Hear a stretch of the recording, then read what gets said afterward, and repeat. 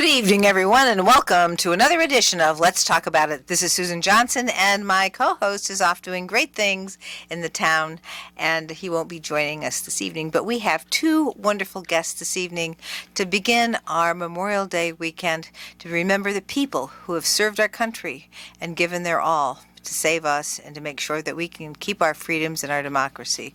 So I'm very, very honored to be here today with the president of the Greater Windham Veterans Council, Joe Tominelli. Welcome. Thank you, Susan. Thanks for having us. And also our secretary, Bill Woodbury, or Woody Woodbury. Pleasure to be here, Sue. So glad to have both of you here to talk about and begin our Memorial Day weekend, talking about the things that we can do and the things that the Greater Windham Veterans Council does do, serving the families who've lost members in wars and serving our country, and also talking about what we can do to help the families and to honor the people who have served us and given their all. So, but before we go into a lot of the things, I do have to say this has been a very, very difficult week for so many people. And of course, this state of Connecticut suffered a terrible loss when Sandy Hook occurred back in 2012. And at that point in time, I became the chairman of the Public Health Committee. And we started looking into a lot of the things that would protect our students after the horrible tragedy. And it brought back the kinds of, the way that this particular incident occurred, this horrible murder of children occurred in Uvalde, Texas, reminded me a lot, and I think a lot of us, of what happened here at Sandy Hook. And so many little ones lost their lives, teachers lost their lives, and we took a look at what the state needed to do back then to try and prevent anything from that like that happening again. Of course, we're not going to have a prevention until we really have a national a way of doing some of the things that we did here in Connecticut nationally. And what we did do is we stopped allowing the sale of the AR-15s, those weapons of war that should really only be used in war. And we also limited the size of the magazines of the guns and to 10. And when we found that the military only has magazines that are 15 rounds. So those are the kinds of things that we did. We also took a look, as the chairman of the Public Health Committee, I worked with Senator Giarratana to look at trying to make sure that we had mental health first aid in the schools, and the faculty in the schools all throughout the state would be trained for mental health first aid. We worked to make sure that pediatricians had access to psychiatrists so that if they had a question about a child, they could go to a group of psychiatrists that would be available, psychiatrists and social workers, to be able to talk these things over. So these are the kinds of things that we did. Later on, we have had passed laws about Ethan's Law to make sure that the guns, when they're not being used, that they are locked away so children can't get them after the really tragedy that occurred in our state where a child got a hold of a gun and accidentally shot another child. And so these are the kinds of things that we have been working on. And we also created red flag laws that we've enhanced a little bit to try and help the authorities be able to determine when a family member recognizes that somebody has a gun and maybe shouldn't have a gun, at least they can be evaluated. So those are the kinds of things that we have done here in Connecticut to try and keep our children safe and our people safe here. And we'll be looking at doing more. We've passed a lot more this session with respect to the mental health laws that we've made more resources available for mental health, for early childhood, for our school systems, so that our people will have more access and we can make sure that they're thriving and benefiting from all the other things that we can provide as a society here in Connecticut. And I hope that we're going to be able to do a similar thing nationally. I know that the House of Representatives has actually passed these laws as well. And the only problem at this point in time is the Senate on the Republican side. They have not been able to figure out how to address these horrible tragedies that occur where families lose the little ones, where they lose the teachers, where people are devastated. in their communities. And frankly, your community or your state will never get over having these types of losses. So I just wanted to have those opening remarks because I think it's important for Connecticut to know and understand that we have done the work, but we need to be able to work with the other states, and we need to be able to do this on a national level. So thank you for giving me that time, gentlemen. I appreciate it.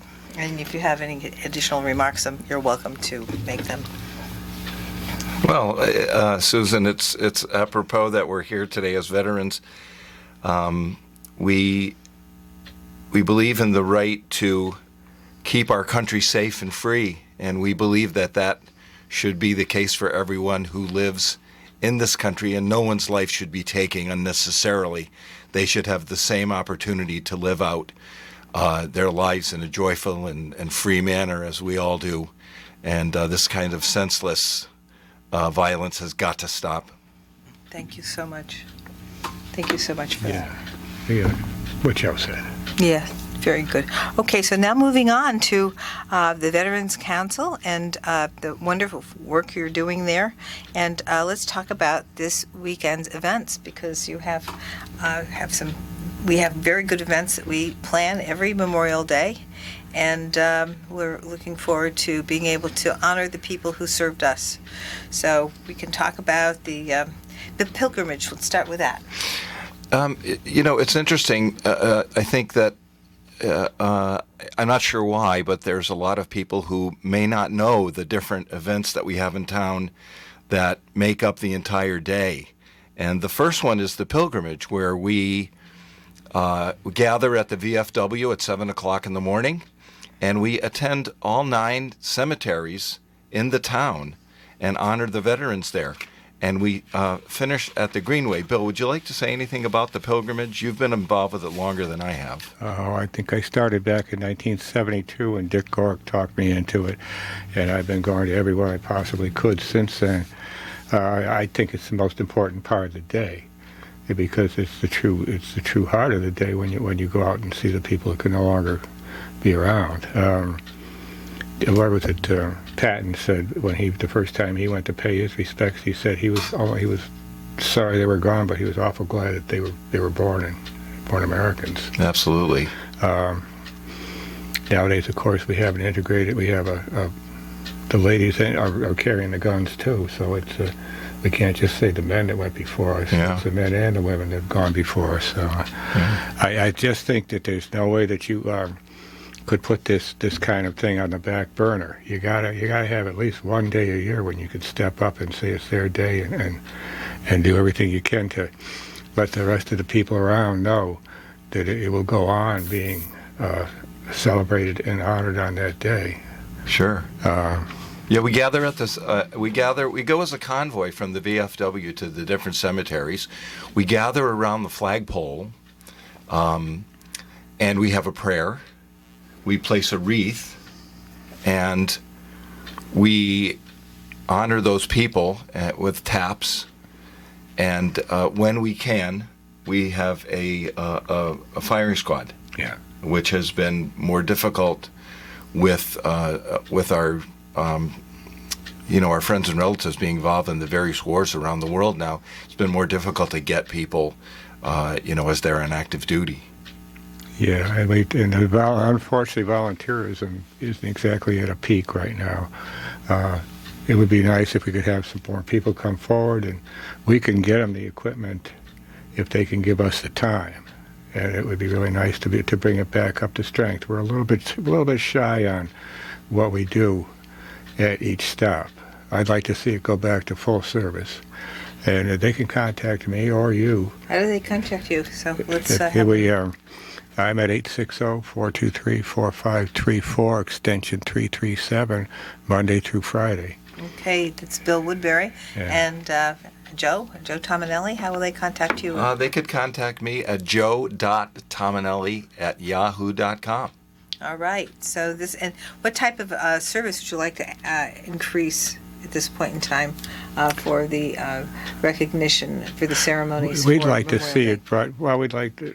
we're not really. It's tough to increase something that's been deflated a little bit. I'd like to bring it back up to what the people before us started, and celebrate and did so well.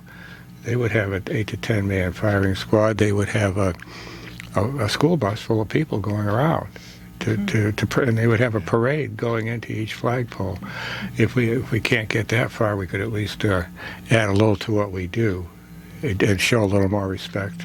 Well, as time has gone by, I wonder how many people know about the pilgrimage. Yes. That might not be something that everyone knows about. And so it's great that you had us here today. Yeah. And we want everyone to know that at 7 o'clock on Memorial Day, Monday, May 30th, we'll be gathering at the VFW. We have a police escort to each cemetery. Yeah. So we're well traveled, and if you've never been, it's a very, very meaningful ceremony at each cemetery. Even more so if you have someone who's in that cemetery who's lost their lives for our country. We have people at each of the sites that meet us at those sites, and it's always nice to see them. And we also honor veterans from a particular war. I know my father was in World War II, so when we go to Wyndham Center, there's Ernie Eldridge and I honor our family members who served during World War II. We have World War I as well, and we also have the Vietnam Veterans Memorial over here, right on the corner of Main Street. So those are the kinds of places where you may not have somebody from this town specifically who is buried here specifically, but you may have a relative or family member who is actually served during these periods of time. And it's very important. I think I always feel very, very compelled to be here because I know that Town Manager Rivers spoke last year very well about how family members who served, they may not have died immediately in the war, but they may have died just after because they were affected by the chemicals or the radiation or some other, maybe they were injured and then they died subsequently. And that's what happened to my father. My father died about, 10 years or so later. Okay. So he was exposed to radiation in the Second World War while they were testing the atomic bombs. So, Wow. There's impacts of war that go on and on, like the Agent Orange for the Vietnam veterans that people have been sick with for years and years. And I think that Afghanistan, they had the burning holes, and now so many veterans who served in Afghanistan have lung disease and all kinds of problems from having been breathing in the waste that was burned in these big cavern type things that really created a problem as well. So war, there's certainly the horror of murder and the fight, but there's also the residuals that occur afterwards. I'd like to mention the cemeteries for the people who don't know. Yes. We start off at the New Willimantic Cemetery, which is over by Route 6. It's right there off of Route 32. You see it when you go under the bridge into Coventry or when you come back into Wyndham. Then we go to the cemetery over by Stop and Shop, across from Stop and Shop, right on the corner of 66. Old Willimantic Cemetery. Yeah. From there we go to South Wyndham, where the library is, where there's a memorial. And from there we go to a cemetery on Wyndham Center. There's one on, is it 203? We go out after Wyndham Center. We go to Wyndham Center by the church in the green. But first we go to the one 203. Yeah. On 203 on the left. Yep. Yeah, Wyndham Center. And then Wyndham Center. Yeah. From there we go to North Wyndham. And after North Wyndham, we go down to Country Club Road to St. Joe's. What's that? St. Joe's. St. Joe's Cemetery. From there, we go to the Russian Orthodox. The Western Orthodox Cemetery, which is across from Builders East Concrete. Yeah. And then from there, we go to the Veterans Greenway, which is by the corner of Jackson and Union. Jackson and Union by the Shoesmith, and so if there's anyone who's out there, you'll hear taps, you'll hear us. Come and join us. Yes, absolutely. Or you can join us. You can begin with us at 7 o'clock at the VFW Hall, and be part of the parade that we have, because we follow each other all the way through to all these different places, and we honor the people who are there, and we honor the memories of the people who served in the different wars based on the memorials that we have as well. So it's really a good way to think about the people who have served and the families who are here. We're protected because of the service that our veterans have provided to us and gave their all. Well, it puts you up front and center in realizing those who gave their lives when you see the headstones and you recognize the people that you know and that you've lived with and that you grew up with. It makes it all the more real. And it is a very touching moment on Memorial Day, and I am very grateful that I've had the chance to be a part of it here in Windham. The Veterans Greenway is more significant now because the names that are on those stones are the names of people who were actually killed in conflicts. Some towns do it differently. I know I live in Scotland, and out in Scotland we have a monument, and you only had to be in a theater to have your name on it, and I'm very proud of that. But through the efforts of Robin McCullough and Andy Carey and Dave Card, the Greenway was constructed, I think, with a more pure thought in mind, that it would. And I know on the Vietnam stone, Robin's brother's name is there, so it gets close to home sometimes. Yeah. But they did a great job, and I want to thank Quintanas for matching everything up on that new stone we put in after the others 4 were in there for 4 or 5 years. They did a nice job matching that up. It's a very excellent job and a lot of hard work done by the veterans to make sure that we have that information and that memory there for the families and for us to keep in mind and always keep in mind what we need to go through to make sure that we're safe and that we're taken care of. And for those of you who aren't aware of the pilgrimage ends in plenty of time for you to go get yourself a coffee or to go back home and still come to Gilson Square by 10:15 to gather for the parade. So we usually finish, what, Bill, about 9:30? 9:30. Well, we generally finish with the Greenway about 9:30. Yeah, so we're right next to Gilson Square, and it's not something that would cause you to miss the parade or miss any other events. It's nicely planned. And tell us about the parade now. After we go to the Gilson Square Memorial, tell us a little bit more about the parade and how that's going to transpire. Well, for the longest time, we used to alternate between marching from Memorial Park to the American Legion, and then going from Gilson Square to Memorial Park. And from Memorial Park to the VFW. Memorial Park to VFW. And a couple of years ago, we decided that we probably should be a little more consistent so that people would know every year this is how it is. Another thing is when I was teaching the band program at the schools, is every year that we'd march from Memorial Park to the Legion, the next year the kids wouldn't want to march because it was such a long walk. and so this kind of plays into our hand with the bands. It's a much easier walk. And there were a lot of places on the parade route where there wouldn't be anyone and the kids couldn't play and they would lose their attention. And now when we go up Main Street, it is a celebration from start to finish. And it's a wonderful thing. And I think that was a wise move on our part. Yeah, we were wearing those kids out. Yeah, you get some 4-foot kid carrying a 4-foot tube all that way. That's a long hike. Yeah, that's a deal. So we're I'm really proud to have those kids with us every year. So we want to keep this going. Yeah, unfortunately, with the COVID, the public schools have not been able to gather bands together. They have small group lessons. They have music classes that are smaller in nature, but they have not had their bands meet. And unfortunately, we have not been able to get any bands there, and it's not for lack of trying. The teachers from all of the public schools in Windham would love to be a part of it. I've contacted them on a regular basis. I just spoke with 2 of them the other day, but they just have not been able to meet, and that's a shame. But we're going to continue on with what we're doing. And Bill, why don't you talk about how you notify people of the parade so that then we can tell about how we gather? Well, yeah, people calling every year. And we get the press. The Chronicle's been good about it.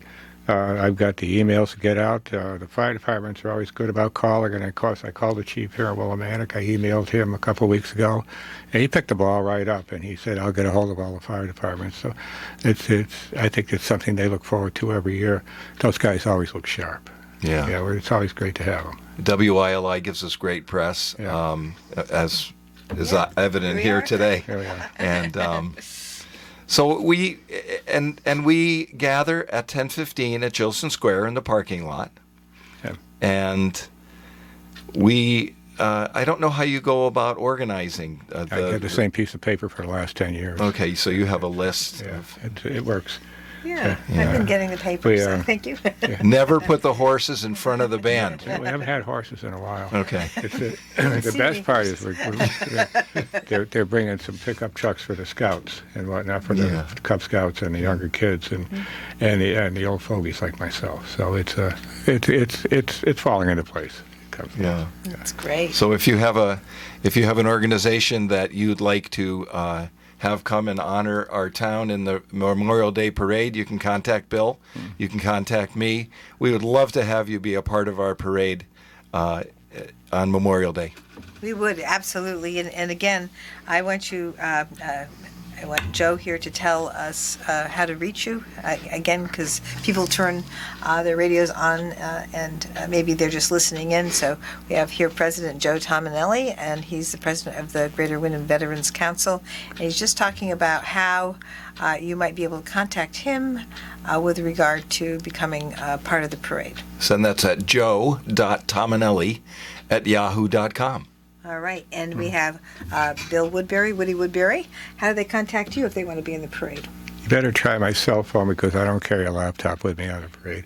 But my cell phone's 860-465-7638. I'll have it all day. All right, excellent. So please contact them. We'd love to have you add to the parade. That'd be great. And it's always a wonderful way for us to be able to honor the veterans who gave their all in war to protect us. So now moving on, we go on to the main ceremony, which begins at 11 o'clock, correct?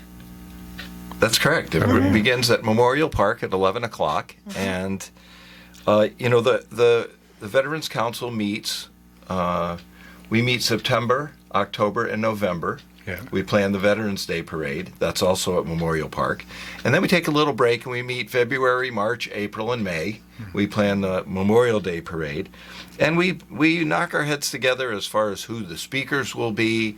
And our Bill is in charge of gathering the wreaths for the different organizations. So, Bill, do you want to talk about the wreaths? It's we haven't changed that in years, thank goodness. I hate to get some more paper going here. All Willimantic, we put 2 wreaths, but that's we have some local heroes that people don't know. Hooper is to the best of my knowledge, our only Medal of Honor winner, and he's buried at Old Willimantic right by the front. We make sure that he gets a wreath. When we go out to Wyndham Center, there's a monument in the back that's the Burnham Monument, and that's Eddie Burnham restored that monument. Eddie Burnham was a World War II veteran who did more for veterans organizations in this town than any one individual that I know of. Between he and Joan Kaminsky, they were, and he was kind of upset when his ancestor was the Civil War lieutenant who was killed at Gettysburg. He was wounded at some previous battles. He came home for a while, and he didn't have to go back, but he did, to the Union Army, and he was killed at Gettysburg, and he's buried out there. Some of his remains are, and it was falling apart. So Eddie spent $10,000 out of his own pocket about 6 years ago, and had that monument had a brand new monument put up that replicates the one that was there before. So make sure we put a wreath on that one. We lost Eddie about 8 years ago. And of course, he's buried in Arlington. He was a B-17 pilot out of England in World War II. And he, like I say, he was the one that is responsible for the organizations having the real estate that they have now. He and Joe Kaminsky, when Eddie came back, Eddie was the chairman of the school board in town, and he was also the CEO of Wyndham Willimantic Lumber and Coal. and Joe Kaminsky was the general manager. And in those days, the only veterans site in town for the veterans to have a clubhouse was the old town hall on Church Street. And after World War II, it became way too crowded. It was originally granted before World War I, after the Mexican War, I believe, when the hall was vacated. It was given to the veterans organizations in town. And Joe Kaminsky and Eddie got together and went to the town. Town provided them with a list of real estate that could be transferred to the organizations. The Legion got the firehouse, the Montgomery Firehouse on Jackson Street. We got what was left of the Poor Farm, the VFW, up on Valley Street, Valley in Northwest Maine. The AMVETs actually got the old town hall on Church Street. They were smart. They stayed where they were. The DAV, for some reason, never wanted real estate. So it's I have no qualms whatsoever with speaking well of Eddie Burnham. He was always there for us. And Joe Kaminsky also. Mm-hmm. That's very interesting history. They were good guys. Very, very interesting. Very good. So we are going to stop for a break.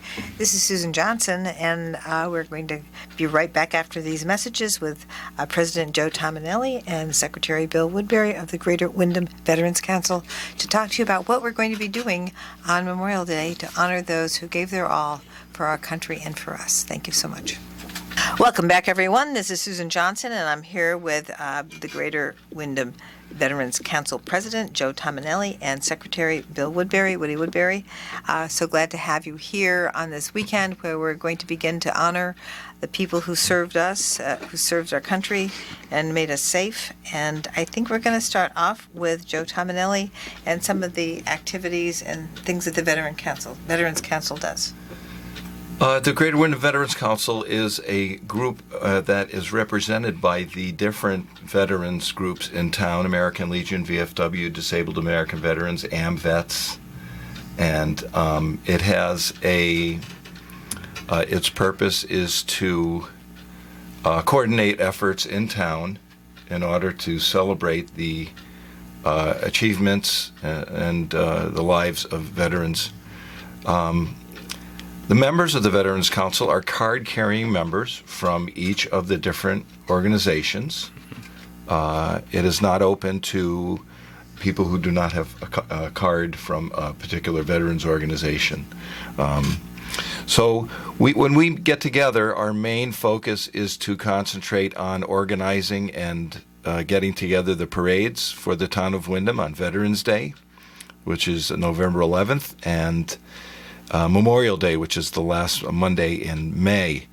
So we talk about the different. Most of our time is spent talking about the speakers that we get. And Bill, Veterans Day, we tend to open it up, and Memorial Day, I forget.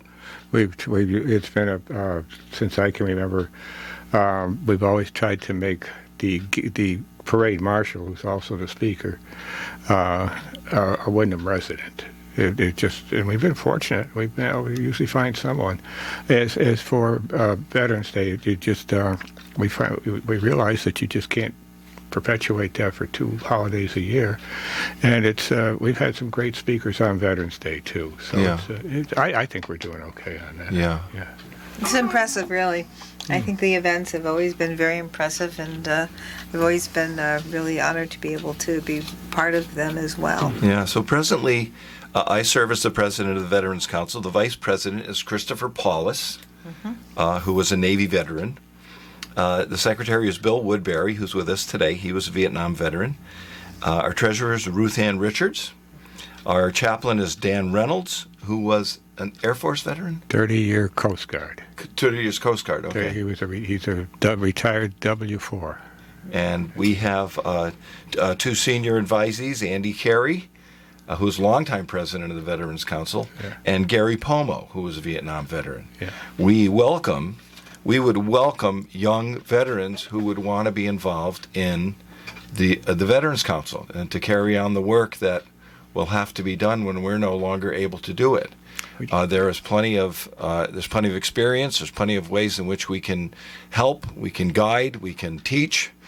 And so if there are any young veterans out there who are looking for a meaningful organization to belong to, the Greater Wyndham Veterans Council is one of those organizations. And we just ask that you be able to present your card as to which veterans organization you belong to. Bill? Well, we can listen too, guys. If you want to get a hold of us, we're pretty good at that. Yeah, we could use a few new cases, a few new sets of hands. We're having refreshments at the VFW afterwards, and that's an ongoing thing on both holidays of the year, and it gets pretty slim in the kitchen sometimes. It's getting that way this year. So, yeah, if you want to come down, if you want to get a hold of us, and you want to talk, we'll listen. Come Tell on, them how again. Tell them how, Bill. You can reach me at joe.tominelli@yahoo.com. Give me a call, 860-465-7638. I give you my website, but you forget it. Yeah, come to the pilgrimage. Join us for the parade. Come to the VFW after. Introduce yourselves, and we'd love to have the privilege of meeting you. Absolutely. We love to have people come and join. And one of the things also I want to just talk a little bit about Bill Woodbury's work, because when I was at Legal Services, we did do a lot of work together. I would work back and forth with him about medical issues, whether the person was qualified for Medicare or whether they were going to get benefits through the veterans programs. Bill, you've done great work on that, and also with the Soldiers, Sailors, and Marine Fund. Tell us a little bit about the Soldiers, Sailors, and Marine Fund. It's a fund for assistance. It's specific to the residents of Connecticut who served during a period of conflict. It's the eligibility for it is governed by the state bylaws that specify who is considered a veteran in the state of Connecticut, and you have to be in during a time of a conflict. It's eligible for the widows and the children under 18 of a veteran, and it's a pretty good deal. There's a lot of money in it. It's not like you're taking the last dollar out of it. I don't think anybody could. So don't get that feeling. If you want to apply for it, get a hold of me. I'll talk it over with you. We can pay mortgage payments. We can pay rental payments if you need it. We get you food vouchers, about $200 per person on a food voucher. We'll help you out with clothing vouchers. We'll get you temporary financial assistance if we can validate that. And we've got a few other things. We can do dental work and glasses and hearing aids. And we can pay medical bills if you're laid up and your doctor says you've got to have somebody come in and take care of you, and we can get that validated. We'll pay up to 2 months care until we can get you the VA backing you up on that. And there's a lot of little odds and ends. We pay burial benefits. We can pay up to $2,000 now on a burial. Bill, since it's the Greater Wyndham Veterans Council, tell them which towns are a part of that, because it's not just Wyndham, is it? Greater Wyndham Veterans Council has always been. We've had Columbia, Hebron, Lebanon. If you're an interested veteran, and you're from another town that I haven't listed, we can probably garnish that into the Greater Wyndham Veterans Council if you want to give us a hand. Yeah, it's wide ranging. It's wide reaching. Chaplain, Mansfield. Chris is from Mansfield. I'm from Scotland. You know, it's a. You guys you haven't thrown us out yet, so yeah. Well, yeah, no, it's been always these councils and the work that you've been doing. A lot of the places that were administering the Soldiers, Sailors, and Marine Fund back in the day were administered in the town hall. So we had people representing the fund in the town hall, and then in this area we had the Wyndham Regional Community Council decide to work with the region and have you, because you've done amazing work all the way through, helping people. So I think that's one of the ways that our Veterans Council has been working to make sure people have access to these resources from the Soldiers, Sailors, and Marine Fund. You know, Connecticut and Nebraska are the only two states that do this. Wow, I didn't know that. Yeah. Connecticut started with a penny on the cigarette, penny tax on the cigarette back after World War I. And same with Nebraska, the only places in the country. Now, there may be somebody else who's followed suit, but this is according to my research when I wrote the manual on the soldiers, sailors, and Marine Fund. But anyway, it was something that we really do here for our people here in Connecticut, and it's a fund that's been put there to make sure people are able to get some help when they need it, and it's a way to honor people who have served served our country from Connecticut. Yeah, Yeah, and Bill submits a report of the peoples and towns that he services each year, so that's information that's available at the town hall. Yeah, we don't name names or anything. If you come into our office, our veterans office here at the WRCC, what we do there pretty much stays there as far as anything that would refer to you or your family. We have just a simple amount of privacy that we apply. Well, we do report on a number of people that we help every year, and we try to report on the amount of money we spend. Soldier Sailors used to give me an annual report, and they've been so busy lately, I think they've let that stand by the wayside. But we do report to the town on the number of people that we help out, and a number of different items that we do, like rents and mortgage payments and food vouchers and things like that. We basically service units, and they have a right to know they're paying. Yeah, so of course. Yeah. I think the data is very important. That's how they manage the fund. So they have to be able to manage the fund, and sometimes they have to say, well, we don't have any more because we have to reinvest the money. So there's always that. They don't want to run out. So they've been very cautious and careful, and people have managed to keep this since World War I. So that's pretty good, I'd say. Yeah. And you mentioned that we don't really talk enough about our Korean War veterans, and I just wanted to say, this is something that we started. I remember that in my family, my father was in the reserves after World War II, and then the Korean War started, and there was a kind of I didn't understand what the whole fuss was about at the time. I was pretty young, Right, but there was a fuss, and he was really worried that he was going to be called back into war. And you might want to talk a little bit about that. I know his brother served in Iceland during the Korean War, but just talk a little. Yeah, the Korean guys they're all too often just overlooked, and I think they're maybe a silent majority. But you got to remember, these guys went over there, and of course World War II and World War I both fought in very cold climates too. But the Korean guys went over there with on short notice, with very little preparation and very little equipment. I've had veterans tell me how their M1s froze up. It was so cold, and they had no boots to speak of outside of leather boots and whatnot, and yet they endured, and they succeeded. And they fought to a stalemate, and that stalemate endures today. That's right. So I think that's something to be very proud of, and we're very proud of them. My father was in the Korean War as a military police officer, and it's not something that he talked about with us. Yeah. And I'm not sure why. He's gone now. I can't. But when I tried to talk with him because of my service, he was not interested in talking about it. So I know that probably some of the things you said are true with him too. And I just want to, if I may, I want to say that I'm very proud of my two sons. My son Alexander is a IT specialist in the United States Navy, and my son Peter is a second lieutenant at the helicopter repair facility in Groton, Connecticut, as a logistics officer. So. Well, you have a right to be very proud. That's Thank great. you. Wow. Thank you very much. That's very, very impressive. And my dad would love it. Yes, absolutely. That is great. They're doing amazing work. And, of course, so much has moved in terms of service to technology and making sure our equipment is right up there. And the science and technology aspect of keeping our country secure is number one in so many ways. Yeah.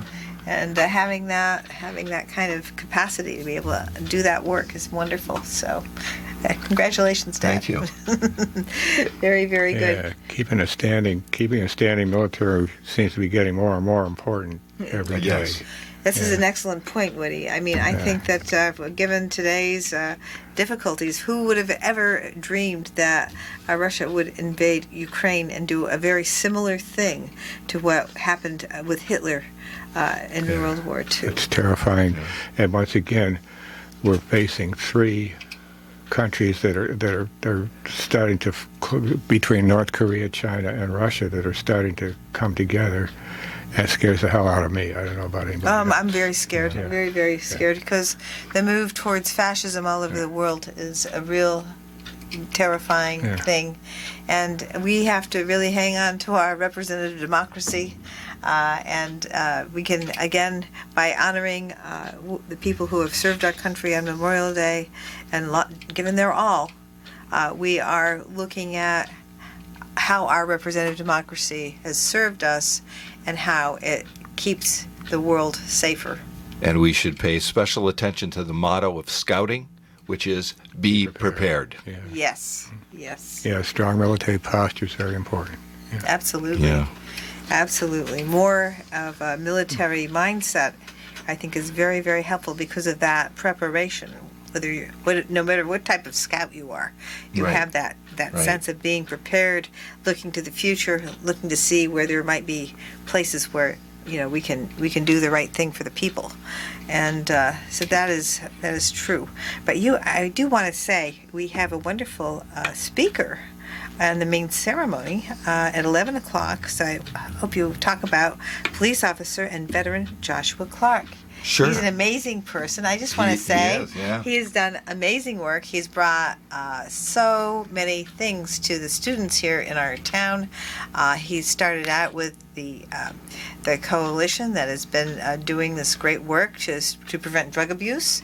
And I have to say thank you, Josh Clark. Thank you to now Deputy Chief Glode and also to Chief Hussey for the work that they have done to bring the Pride Coalition together and bring the students in the region, and primarily from Windham, to the Capitol for me to talk to, for Senator Flexer to talk to. And this year I was able to bring money back to the Pride Coalition for students to, first of all, to help them continue that work and continue that government interaction, and also for students who go through the Pride Coalition either through the criminal justice aspect or through the emergency medical technician training that they could get up at the Wyndham High School through something that Chief Scrivener's done.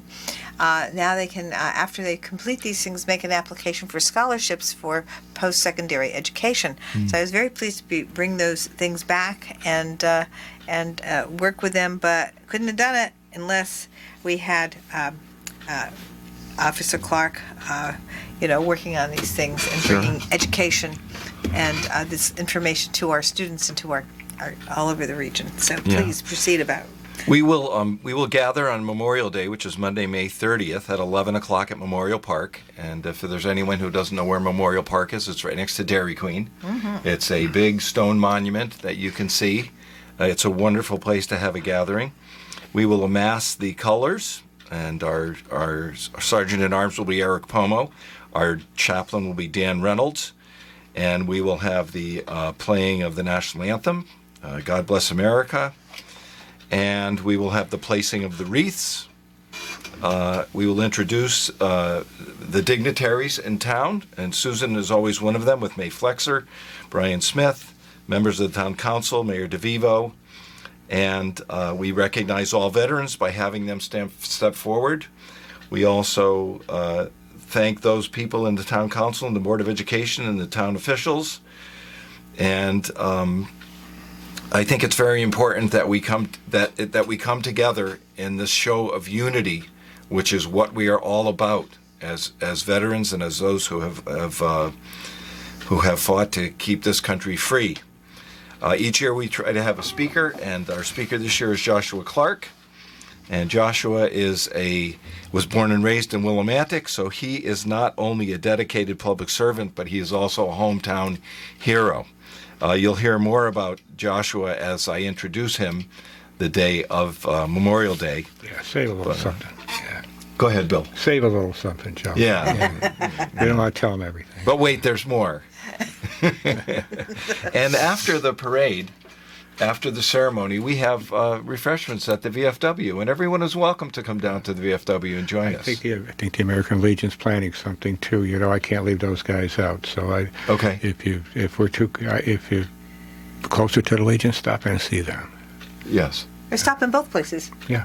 Sure. Yeah, because it's possible to go and say hi to folks, and just keep in mind that we're doing these ceremonies to thank the families for the sacrifices that have been made to keep our country safe. And thank you, Susan, for allowing us to come on and speak today.